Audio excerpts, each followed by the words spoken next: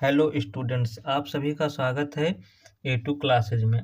आज हमारा विषय है इतिहास अर्थात हिस्ट्री। इतिहास किसे कहते हैं? अतीत में घटित हुई महत्वपूर्ण घटनाओं के संग्रह को इतिहास कहते हैं, अर्थात जो घटनाएं निश्चित रूप से घटित हुई हैं और जिनके होने के हमारे पास साक्ष्य हैं उसे हम इतिहास कहते हैं। इतिहास किसे कहते हैं? अतीत में घटित हुई महत्वपूर्ण घटनाओं के संग्रह को इतिहास कहते हैं, अर्थात जो घटनाएं निश्चित रूप से घटित हुई हैं जिनके होने के हमारे पास साक्ष्य हैं उसे हम इतिहास कहते हैं। हिस्ट्री एक यूनानी अर्थात ग्रीक शब्द है जो हिस्टोरिया नामक शब्द से मिलकर बना है। हिस्ट्री एक ग्रीक शब्द है। हिस्ट्री एक ग्रीक यूनानी शब्द है जो हिस्टोरिया नामक शब्द से मिलकर बना है।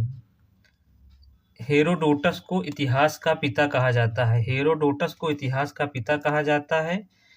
इनकी पुस्तक का नाम हिस्टोरिका है। हेरोडोटस की पुस्तक का नाम हिस्टोरिका है। इतिहास किसे कहते हैं? अतीत में घटित हुई महत्वपूर्ण घटनाओं के संग्रह को इतिहास कहते हैं। हिस्ट्री एक यूनानी शब्द है। हिस्ट्री एक यूनानी शब्द है जो हिस्टोरिया नामक शब्द से मिलकर बना है। इतिहास के पिता कौन है? हेरोडोटस। हेरोडोटस को इतिहास का पिता कहा जाता है। हेरोडोटस की पुस्तक का नाम क्या है? हिस्टोरिका। प्राचीन भारत का इतिहास। प्राचीन भारत का इतिहास को हम 3 भागों में विभाजित करते हैं। पहला है प्रागैतिहासिक काल, दूसरा है आद्य ऐतिहासिक काल, तीसरा है ऐतिहासिक काल। अब तीनों को हम समझ लेते हैं कि प्रागैतिहासिक काल किसे कहते हैं, आद्य ऐतिहासिक काल किसे कहते हैं, ऐतिहासिक काल किसे कहते हैं। प्रागैतिहासिक काल पुरातात्विक साक्ष्य। प्रागैतिहासिक काल हम उसे कहते हैं जिसके पुरातात्विक साक्ष्य उपलब्ध है परंतु लिखित साक्ष्य उपलब्ध नहीं है। इसे हम पाषाण काल भी कहते हैं। उदाहरण: पूरा पाषाण काल, मध्य पाषाण काल, नवपाषाण काल। प्रागैतिहासिक काल किसे कहते हैं? जिसका पुरातात्विक साक्ष्य तो उपलब्ध है परंतु लिखित साक्ष्य उपलब्ध नहीं है। इसका उदाहरण है पाषाण काल। इसे हम पाषाण काल भी कहते हैं। आद्य ऐतिहासिक काल किसे कहते हैं? आद्य ऐतिहासिक काल पुरातात्विक साक्ष्य उपलब्ध हैं, लिखित साक्ष्य उपलब्ध हैं, लेकिन अभी तक पढ़ा नहीं जा सका है। उदाहरण: सिंधु घाटी की सभ्यता। आद्य ऐतिहासिक काल हम किसे कहते हैं? जिसका पुरातात्विक साक्ष्य उपलब्ध है, लिखित साक्ष्य उपलब्ध है, लेकिन अभी तक पढ़ा नहीं जा सका है। उसे हम आद्य ऐतिहासिक काल कहते हैं, जैसे सिंधु घाटी की सभ्यता। ऐतिहासिक काल किसे कहते हैं?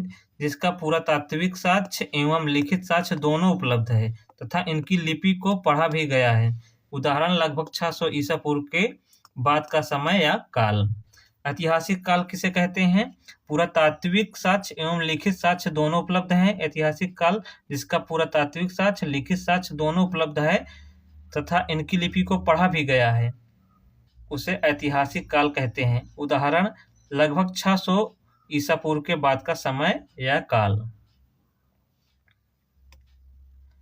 प्रागैतिहासिक काल। प्रागैतिहासिक काल को 3 भागों में विभाजित किया जाता है: पूरा पाषाण काल, मध्य पाषाण काल, नवपाषाण काल। अभी हम लोग पूरा पाषाण काल देखते हैं। पूरा पाषाण काल।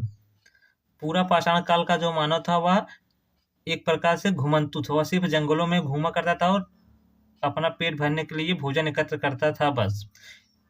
पूरा पाषाण काल का मानव आखेटक एवं खाद्य संग्राहक था। इस समय आग का आविष्कार हो गया था। पूरा पाषाण काल में आग का आविष्कार हो गया था, लेकिन आग के प्रयोग से अनभिज्ञ थी। जो पूरा पाषाण काल का मानव था वह आग के प्रयोग से अनभिज्ञ था, मतलब आग का प्रयोग करना नहीं जानता था। इस समय मनुष्य की प्रजाति थी निग्रिटो। पूरा पाषाण काल में मनुष्य की प्रजाति निग्रिटो थी। रॉबर्ट ब्रूस फुट को ही भारत के प्रागैतिहासिक पुरातत्व का जनक कहा जाता है। रॉबर्ट ब्रूस फुट को ही भारत की प्रागैतिहासिक पुरातत्व का जनक कहा जाता है। मनुष्य का प्रथम मानव कपाल, जिसे होमो इरेक्टस कहते हैं, यह हथनोरा ग्राम मध्य प्रदेश के नर्मदा घाटी से प्राप्त हुआ है। गुफा चित्रकारी भीमबेटका के रायसेन मध्य प्रदेश जिला से प्राप्त हुई है। पूरा पाषाण काल। पूरा पाषाण काल यह आखेटक एवं खाद्य संग्राहक काल था। इस समय आग का आविष्कार हो गया था, लेकिन इस काल का मानव आग के प्रयोग से अनभिज्ञ था, अर्थात आग का प्रयोग करना नहीं जानता था। इस समय मनुष्य की जो प्रजाति थी वह निग्रिटो प्रजाति थी। रॉबर्ट ब्रूस फुट को भारत का प्रागैतिहासिक पुरातत्व का जनक कहा जाता है। मनुष्य का प्रथम कपाल, जिसे होमो इरेक्टस कहते हैं, यह हथनौरा ग्राम मध्य प्रदेश के नर्मदा घाटी से प्राप्त हुआ है। गुफा चित्रकारी भीमबेटका के रायसेन मध्य प्रदेश जिला से प्राप्त हुई है।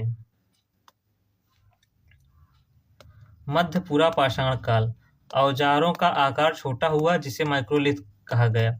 इस समय जो मानव था उसके औजार पूरा पाषाण काल की अपेक्षा छोटे हो गए, जिसे माइक्रोलिथ कहा गया। मानव अस्थिपंजर का प्रथम साक्ष्य। इसी मध्य पूरा पाषाण काल के ही मानव के अस्थियों का प्रथम साक्ष्य हमें प्राप्त हुआ है। पशुपालन के प्रथम साक्ष्य मध्य प्रदेश के आदमगढ़ एवं बागौर तथा राजस्थान के भीलवाड़ा से प्राप्त हुआ है। पशुपालन के जो प्रथम साक्ष्य हैं वह मध्य प्रदेश के आदमगढ़ एवं बागौर के राजस्थान के भीलवाड़ा से प्राप्त हुआ है। मानव कंकाल के प्रथम साक्ष्य प्रतापगढ़ यूपी के सराय नाहर राय महादहा नामक स्थान से प्राप्त हुआ है।